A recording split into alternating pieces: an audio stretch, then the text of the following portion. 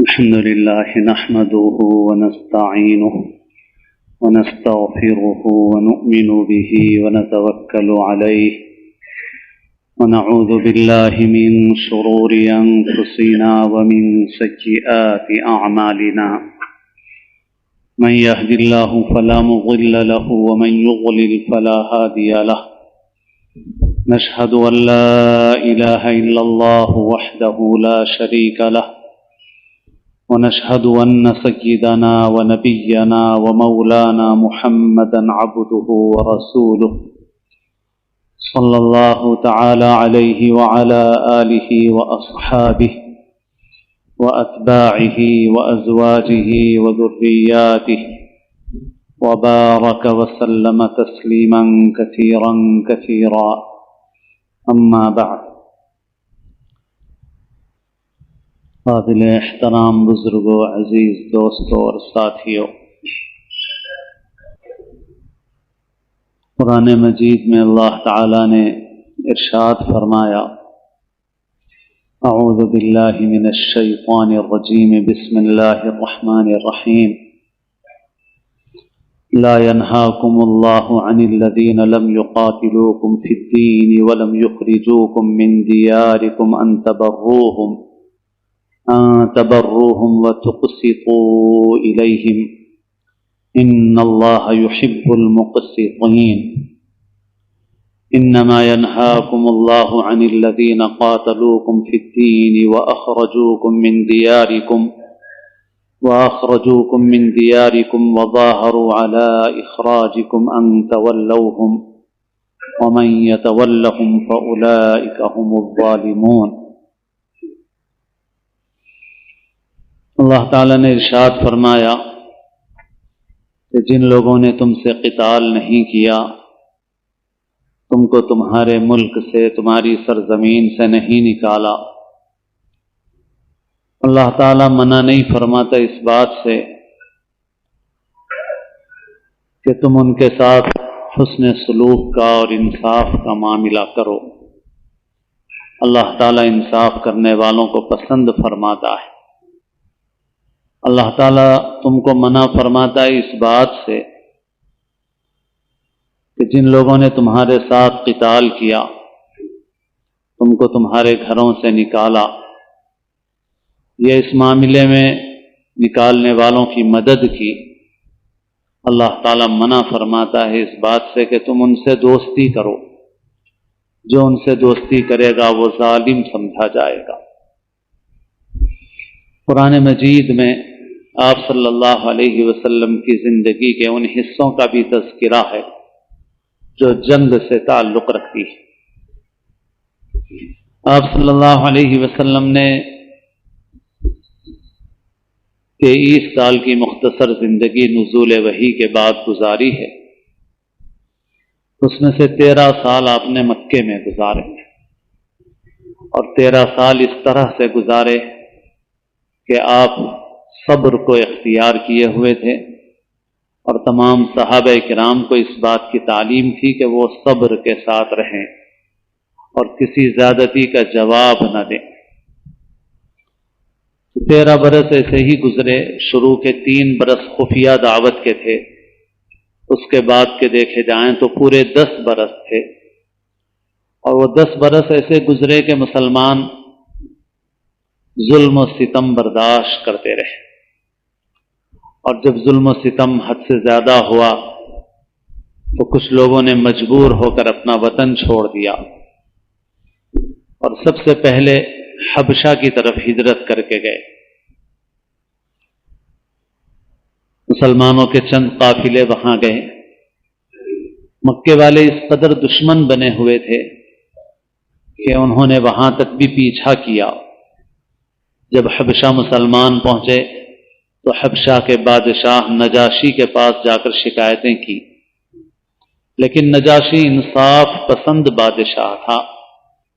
اس نے مسلمانوں کو بلا کر تحقیق کی تو مسلمانوں نے اپنا موقف سامنے رکھا کہ ہم نے اپنے ملک میں کوئی جرم نہیں کیا، ہمارا جرم صرف یہ ہے کہ ہم ایک اللہ پر ایمان لائے، ہمارے درمیان ہم ہی میں سے ایک نبی مبعوث ہوئے، ہم شرک میں مبتلا تھے، بت پرستی میں مبتلا تھے، انہوں نے ہمیں ایک اللہ کی عبادت کی دعوت دی۔ ہم شراب پیتے تھے، بچیوں کو زندہ دفن کرتے تھے، اور بہت سے جوا کھیلتے تھے، بہت سے برائی کے کام کرتے تھے۔ انہوں نے ہمیں اچھی باتوں کا حکم دیا اور بری باتوں سے ہمیں روکا۔ ہم نے ان کی دعوت کو قبول کیا اور ہم نے ایک اللہ کی عبادت و بندگی کا راستہ اختیار کیا اور ان برائیوں کو چھوڑ دیا جو برائیاں ہم پہلے کرتے تھے۔ لیکن ہماری قوم ہمیں مجبور کرتی ہے اس پر کہ ہم اپنے اس طریقے کو چھوڑ دیں جس کو ہم نے اختیار کیا ہے، ہمارا اس کے سوا کوئی قصور نہیں ہے۔ تو نجاشی نے اس آنے والے وفد کو واپس کر دیا اور کہا کہ ان لوگوں کو ہم حوالے نہیں کریں گے، یہ ہمارے ملک میں جب تک رہنا چاہیں امن کے ساتھ رہ سکتے ہیں۔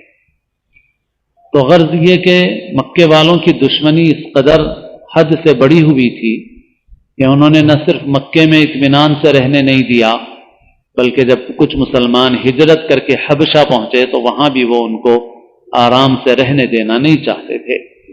لیکن اس پورے زمانے میں مسلمان صبر کا دامن تھامے ہوئے تھے اور کوئی رد عمل کا اظہار نہیں کرتے تھے۔ پھر اس کے بعد مدینہ منورہ، جس کا پہلے نام یثرب تھا، اس کی طرف ہجرت کا حکم آیا تو صحابہ کرام تھوڑے تھوڑے کر کے ہجرت کرنے لگے۔ مکے میں زمین تنگ ہو گئی ان کے لیے تو یثرب جانے لگے، کیونکہ یثرب کے کچھ لوگ اسلام لے آئے تھے اور انہوں نے مسلمانوں کو ٹھکانہ دینے کا وعدہ کیا تھا۔ مسلمان وہاں جانے لگے۔ پھر ایک وقت کے بعد جب اللہ کا حکم آیا تو خود حضور محمد رسول اللہ صلی اللہ علیہ وسلم ہجرت کر کے مدینہ منورہ تشریف لے گئے، اور وہ بھی آپ چھپتے چھپاتے گئے، جیسا کہ سیرت کی کتابوں میں ہمارے سامنے یہ باتیں آتی رہتی ہیں۔ وہ مکے والے جنہوں نے 10 سال تک زبردست ظلم کیا، وہ خاموش رہنے والے نہیں تھے۔ مسلمان جب مدینہ منورہ پہنچے تو مسلمانوں کا وہاں اطمینان سے رہنا اور اپنے دین پر باقی رہنا ان کے لیے قابل برداشت نہیں تھا، تو وہ مختلف قسم کی شرارتیں اور فتنہ انگیزیاں کرتے رہے، اور انہوں نے طے کیا ہوا تھا کہ مسلمانوں کو گویا نعوذ باللہ صفحہ ہستی سے مٹا دیں گے۔ اسی کے نتیجے میں مدینہ منورہ کا جو دور ہے اس میں کئی ایک جنگیں پیش آئی ہیں۔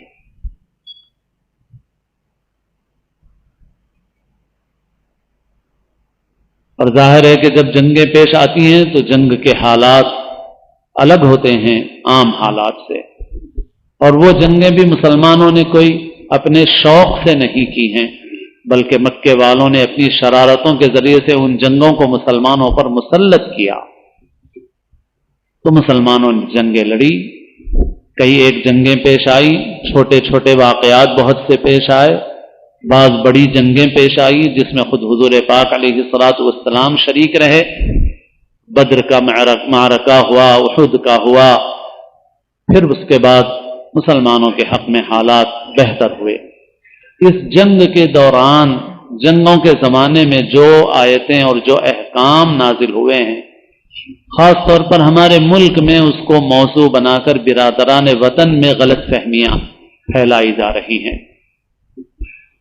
جیسا کہ آج کل آپ میڈیا کے ذریعے سے جان رہے ہیں کہ بعض لوگ ایسی تقریریں کرتے ہیں جس میں اسلام کی اور مسلمانوں کی غلط تصویر پیش کی جاتی ہے، اور لوگوں کو بھڑکایا جاتا ہے، اور لوگوں کو یہ بتایا جاتا ہے کہ قرآن جو ہے وہ گویا مارنے کاٹنے کی تعلیم دیتا ہے۔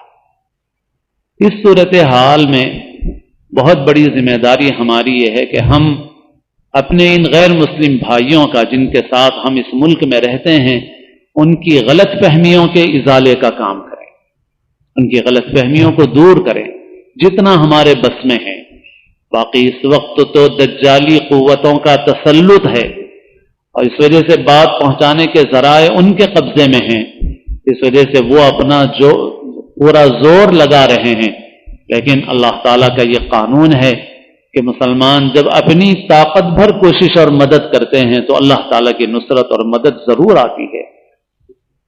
بنی اسرائیل فرعون کے ظلم و ستم سے بچنے کے لیے نکلے، ان کے بس میں جتنا تھا، جب اللہ کا حکم آیا حضرت موسیٰ کے ذریعے سے تو انہوں نے اس حکم کو پورا کیا، مصر سے نکلے وہ، لیکن فرعون کو جب خبر ہوئی تو وہ بھی اپنا لشکر لے کر نکلا اور اس نے پیچھا کیا، اور بنی اسرائیل پہنچے دریائے قلزم کے پاس، اور سامنے دریا تھا، پیچھے فرعون کا لشکر تھا، اور بنی اسرائیل کہنے لگے کہ ہائے ہم تو پھنس گئے، اور حضرت موسیٰ سے کہنے لگے کہ اے موسیٰ ہم تو پکڑے گئے، انا لمدرکون، آگے تو دریا ہے اور پیچھے فرعون کا لشکر ہے، ہم یہاں تو نہیں بچ سکتے۔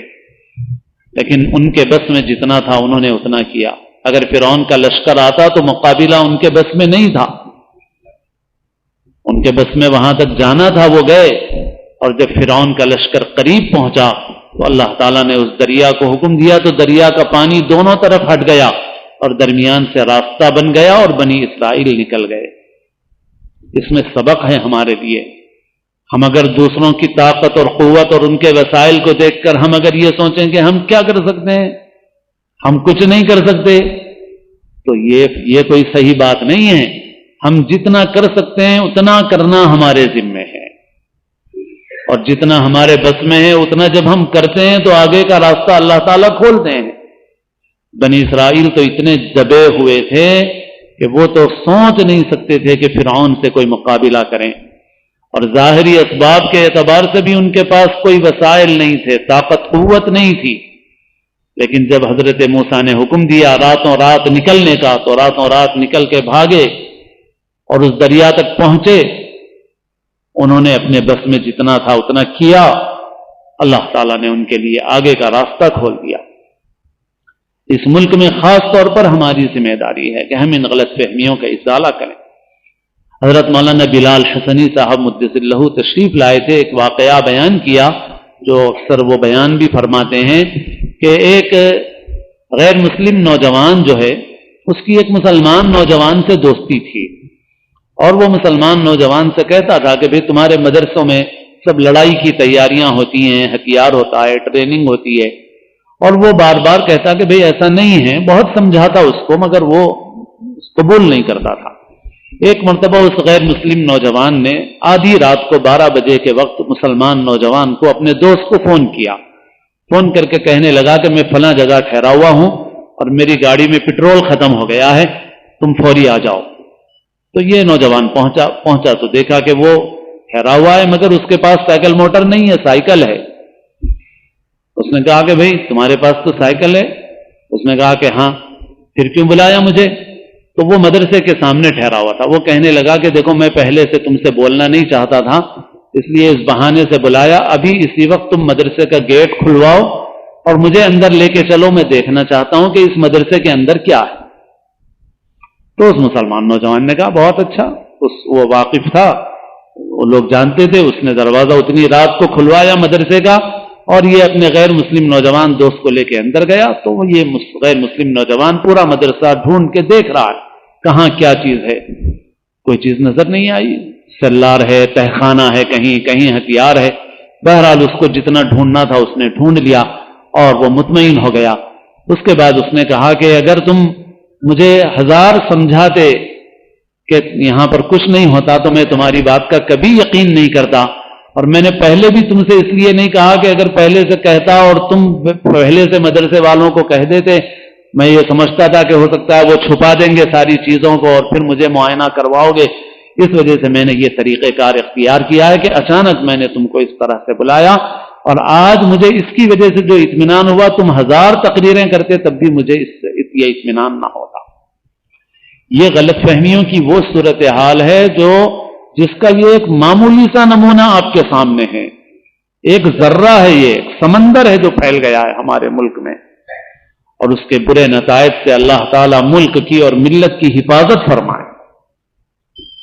ایسے وقت میں ہمارے اوپر کام کی زیادہ ذمہ داری۔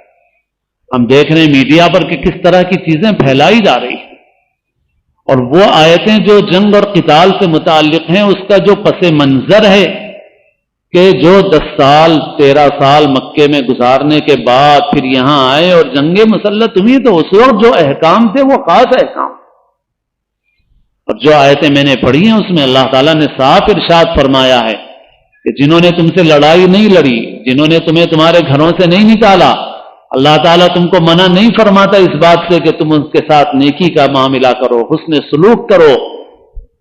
اللہ تعالیٰ تو اس کو پسند فرماتا ہے۔ اللہ تعالیٰ تم کو منع فرماتا ہے اس بات سے کہ جن لوگوں نے تمہیں گھروں سے نکالا، تمہارے ساتھ قتال کیا یا نکالنے میں مدد کی، ان سے دوستی سے اللہ تمہیں منع فرماتا ہے۔ یہ ایسی بات ہے کہ جس کی معقولیت کو ہر آدمی تسلیم کرے گا، لیکن آیتوں کو اس کے پس منظر سے ہٹا کر کے پیش کیا جاتا ہے، اور افسوس یہ ہے کہ ہم لوگوں کو اس وقت بہت بڑی جو خطرے کی چیزیں ہمارے لیے، جو بارہا عرض کر چکا ہوں کہ وہ خود ہماری بے حسی اور غفلت ہے۔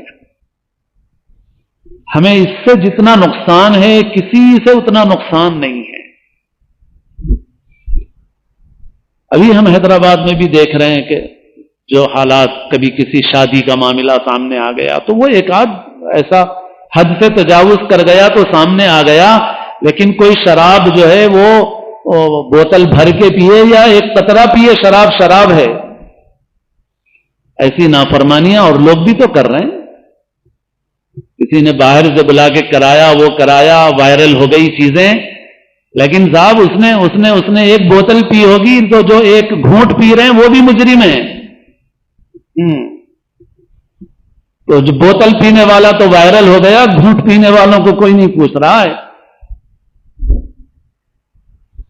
ہماری بے حسی غفلت جیسی زندگی ہے، ٹس سے مس نہیں ہے، حالانکہ طوفان ہمارے سر کے اوپر کھڑا ہوا ہے۔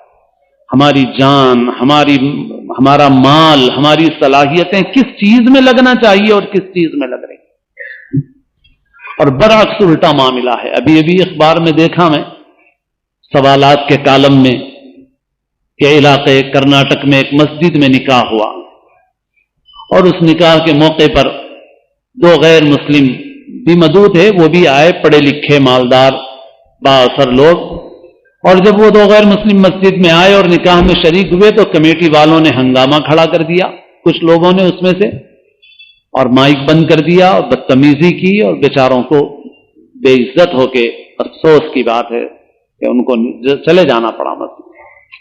افسوس ہے مسلمانوں کے حق۔ ہمارے نبی صلی اللہ علیہ وسلم نے غیر مسلم وفود کو مسجد نبوی میں ٹھہرایا ہے، ان کی ضیافت فرمائی ہے، ان کی مہمان نوازی کی ہے ہمارے نبی صلی اللہ علیہ وسلم۔ ہم خود نہیں جانتے اپنے دین کو، اور افسوس ہے کہ مسلمان دین سے دور ہے، اتنا خود اپنے نبی کی زندگی کو نہیں جانتا۔ مسجدوں میں نکاح ہونے چاہیے، بعض لوگ وسوسے ڈال رہے ہیں کہ بھائی مسجدوں کو شادی خانے مت بناؤ، شادی خانوں کو مسجدیں بناؤ۔ کتنے شادی خانے مسجد بن رہے ہیں ذرا بتاؤ؟ آپ اس کار خیر سے روکنے کے بجائے ذرا 10% شادی خانوں کو تو مسجد بنا کے بتاؤ۔ آپ شہر میں 10% کو تو بتاؤ۔ میں بعض ایسی چیزیں، یہ واٹس ایپ ایسا آ گیا ہے کہ ہر شیطان وسوسہ ڈالتا ہے اس کے ذریعے سے۔ ایک مضمون میں نے ایسا بھی پڑھا جس میں یہ وسوسہ ڈالا جا رہا ہے کہ صاحب مسجدوں میں نہیں ہونے چاہیے نکاح، اور وسوسے کا مطلب ہی یہ ہوتا ہے کہ غلاظت کے اوپر ایک کرنی اچھی لپیٹی جاتی ہے۔ تو باتیں بڑی ایسی ہیں کہ ایک عام کم سمجھ رکھنے والا دین کی متاثر ہو جائے اور بولے ہاں صاحب بڑی مسجدوں کی بے حرمتی ہو رہی ہے، فلاں ہو رہا ہے، نعوذ باللہ۔ بھائی کچھ کمی کوتاہی ہے اس کو دور کرو، اور آپ نے مسجدوں کو شوکیس کا شو پیس جو بنا رکھا ہے یہ خود غلط ہے۔ مسجدوں میں مختلف سرگرمیاں ہوتی ہیں، مسجدوں کو لوگ شان کا ذریعہ بنا رہے ہیں۔ مسجدیں کوئی شان کی چیز نہیں ہے، مسجد اللہ کا گھر ہے، اور مسجد مسلمانوں کی سرگرمیوں کا مرکز بھی ہے۔ تو بعض لوگ ایسے بھی وسوسے ڈال رہے ہیں مسجدوں میں نکاح ہونے چاہیے اور کچھ کمیاں ہو رہی ہیں تو ان کمیوں کو دور کرنا چاہیے. اعتکاف کے موقع پہ بھی عرض کرتا ہوں کہ اگر بچے کچھ غلطیاں کرتے ہیں تو اعتکاف سے مت روکو، بازار جا کے حرام کریں گے. مسجد میں رکھتے ہوئے ان کی تربیت کی کوشش کرو، ان کی کمی کوتاہیوں کی اصلاح کرو. نہیں صاحب اب آپ ایسے ٹائٹ ہو گئے، نہیں صاحب رہنا ہی نہیں مسجد میں، تو اب مسجد میں نہیں رہیں گے تو بچے کہاں جائیں گے؟ عشرے میں آخری بازار جائیں گے. ارے بھائی حکم ہر ایک کے لیے الگ الگ ہے، بڑے کے لیے الگ ہے، بچے کے لیے الگ ہے، عقل والے کے لیے الگ ہے، کم عقل والے کے لیے الگ ہے، دین کی فہم زیادہ رکھنے والے کے لیے الگ ہے، کم فہم رکھنے والے کے لیے الگ ہے. ایک کم سمجھ آ کے مسجد میں پیشاب کر دیتا ہے، حضور ناراض نہیں ہوتے اس سے، ہر ایک سے اس کے اعتبار سے معاملہ ہوتا ہے. تو وہ بچے جو سڑکوں پہ پھرنے کے عادی ہیں، گاڑیوں پہ ریس کرنے کے عادی ہیں، رمضان میں بازاروں میں پھرنے کے عادی ہیں، وہ مسجد میں آتے ہی غوث قطب بن جائیں گے، یہاں ایک دم جنید بغدادی بن کے تسبیح لے کے بیٹھ جائیں گے. ارے ان کی تربیت کی، وہ 1 سال 2 سال بیٹھیں گے تو خود ان کو عادت پڑے گی کہ بھائی کیسے رہنا ہے. اور بڑے بڑے تو بنے نہیں، وہ بچے کیا بنیں گے؟ بڑے بڑے مسجدوں میں کرسیاں ڈال کے چائے منگا کے بیٹھ کے منتخا مارتے بیٹھے ہوئے رہتے، ان کو فکر نہیں ہے مسجدوں کی. تو مسجدیں مسلمانوں کی مختلف سرگرمیاں ہوتی ہیں، حدود کا لحاظ رکھا جائے. کم فہم نے پیشاب کر دیا، حضور ناراض نہیں ہوئے، حضور نے اس کو ڈانٹا بھی نہیں. اللہ کے رسول صلی اللہ علیہ وسلم نے جب صحابہ اس کو روکنے کے لیے جا رہے تھے تو اللہ کے رسول صلی اللہ علیہ وسلم نے صحابہ کو روک دیا کہ بیچ میں سے پیشاب قطع مت کرو اس کا. پھر آپ صلی اللہ علیہ وسلم نے صحابہ کو ہی حکم دیا کہ پانی ڈال دو. پھر اس کو بلا کے سمجھایا کہ دیکھو مسجدیں اللہ کا گھر ہیں، مسجد عبادت کی جگہ ہے، یہ پیشاب کرنے کی جگہ نہیں ہے، آئندہ ایسی حرکت نہ کرنا. ہونا تو یہ چاہیے. ایسے وقت میں مسلمان اتنا، جبکہ ہم کو کام کی ضرورت ہے، مسلمان اتنا دور ہے. ہم کو اپنے قول سے عمل سے دونوں سے اس کی فکر کرنے کی ضرورت ہے کہ یہ جو غلط فہمیاں پھیلی ہوئی ہیں ان کا ازالہ ہو، ان کو دور کیا جائے، ان غلط فہمیوں کو. اور اللہ تعالیٰ نے کوئی ایسی تعلیم نہیں دی ہمیں کہ ہم نفرت کا، حقارت کا معاملہ کریں. کافر کے لفظ کے متعلق بھی غلط فہمی ہے لوگوں کو. ہمارے بہت سے غیر مسلم بھائیوں کے ذہنوں میں یہ بٹھا دیا گیا کہ کافر کا مطلب کوئی گالی ہے. کافر کا مطلب گالی نہیں ہے. کافر کا مطلب ہے کہ محمد صلی اللہ علیہ وسلم اس دنیا میں تشریف لائے اور انہوں نے یہ کہا کہ میں اللہ کا نبی ہوں، پیغمبر ہوں، میرے پاس وحی آتی ہے اور میں جو قرآن سنا رہا ہوں وہ میرا کلام نہیں ہے، وہ اللہ نے نازل کیا ہے میرے اوپر.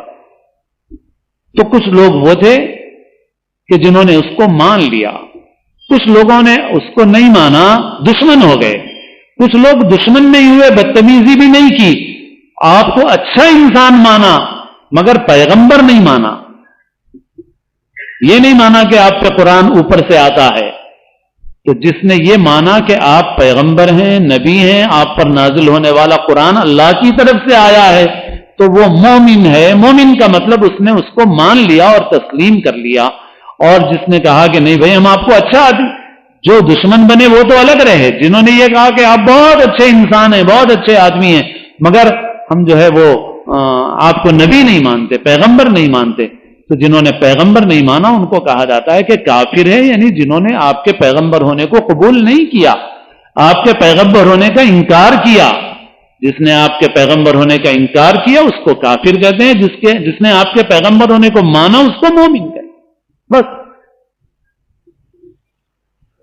اسی لیے یہ بھی عرض کرتا ہوں کہ خاص طور پر جو طبقہ ہمارا پڑھا لکھا ہے، انگریزی جانتا ہے، تیلگو جانتا ہے اور زندگی کے میدانوں میں ہے، جیسے ہم جیسے لوگ ہم ایک طرف ہٹے ہوئے ہیں ایک طرح سے، لیکن آپ آفسوں میں ہیں، آپ دکانوں میں ہیں، آپ اپنی ملازمتوں میں ہیں، آپ اپنی جس فیلڈ میں ہیں، آپ لوگوں کے اوپر بھی ذمہ داری ہے. آپ صرف کمائی کا کام کرتے رہیں یہ کافی نہیں ہے آپ کے لیے. آپ کے اوپر ذمہ داری ہے کہ اس طرح کی معلومات اپنے پاس رکھیں اور جن بھائیوں کے ساتھ اٹھنا بیٹھنا ہوتا ہے ان کی غلط فہمیوں کو دور کریں، ان کی غلط فہمیوں کا ازالہ کریں اور دین کی صحیح تصویر اپنے قول سے اپنے عمل سے ان کے سامنے پیش کریں۔ اللہ تعالیٰ اپنے فضل و کرم سے حالات کا جو تقاضا ہے اس کو محسوس کرنے کی اور ان تقاضوں پر عمل کرنے کی اللہ تعالیٰ ہم سب کو توفیق نصیب فرمائے اور ہم سب کو اسلام کی زندگی اور اپنے اپنے وقت پر حسن خاتمہ نصیب فرمائے، سنتیں ادا فرمائے۔